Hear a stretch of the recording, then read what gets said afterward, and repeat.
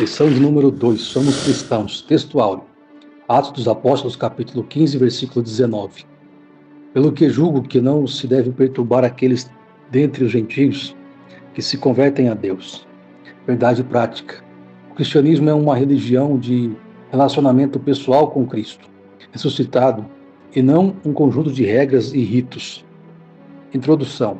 Nesta lição, veremos o processo de transição entre as ideias e práticas judaicas para a doutrina do Evangelho da Graça. A palavra-chave desta lição é Evangelho. O primeiro ponto da lição fala de prevenção, pois tem por título Prevenindo-se contra a tendência judaizante. Visto que a tendência judaizante é uma ameaça à verdade do Evangelho e ao futuro do próprio cristianismo. Por esse motivo, foi que Paulo subiu por revelação a Jerusalém, conforme Gálatas capítulo 2, versículos 1 e 2. Depois, passados 14 anos, subi outra vez a Jerusalém com Barnabé, levando também comigo Tito, e subi por uma revelação, e lhes expus o evangelho que prego entre os gentios, e particularmente aos que estavam em estima, para que, de maneira alguma, não corresse ou não tivesse corrido em vão.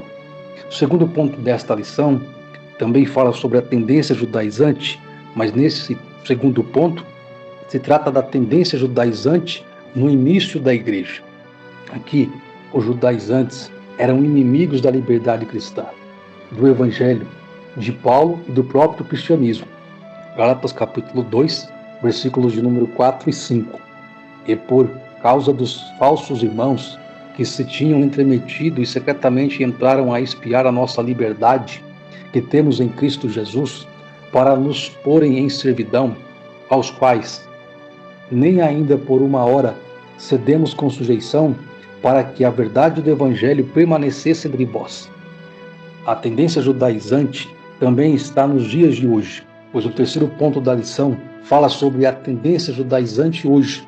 Contra essa tendência judaizante, é preciso aprender a viver na dependência do Espírito e não da lei. O Evangelho é um só, não há dois. O Evangelho de Pedro e o Evangelho de Paulo, também chamado respectivamente de Evangelho da circuncisão e da incircuncisão, são meras formas de apresentação, pois o conteúdo é o mesmo. Os judeus messiânicos, principalmente em Israel, seguem a tradição judaica. Isso acontece simplesmente para preservar a identidade cultural deles, e tem amparo neotestamentário, conforme o escrito de Paulo em sua primeira carta aos Coríntios, capítulo 7, versículo 18.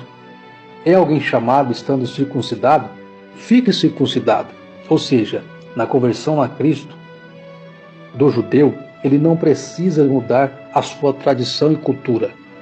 No entanto, também é bom lembrarmos que os não-judeus, da mesma forma, também não precisa circuncidar ou se judaizar, como nós vemos em 1 Coríntios capítulo 7, versículo 18. É alguém chamado estando circuncidado? Não se circuncide, ou seja, ele não precisa judaizar. Concluindo então, nesta conclusão da lição, vemos a diferença entre os judeus messiânicos e os cristãos judaizantes atuais. É que os judeus estão preservados em uma cultura hereditária do seu povo, e os judaizantes estão colocando o remédio novo em pano velho, conforme Jesus falou, relatado no Evangelho segundo escreveu Mateus capítulo 9, versículo 16. Mas, recapitulando o que Paulo diz, nós compreendemos essa realidade. 1 Coríntios capítulo 7, versículo 18 e 19. Foi alguém chamado sendo já circuncidado? Não se preocupe em desfazer sua circuncisão. Foi alguém chamado sendo circuncidado? Não se deixe circuncidar.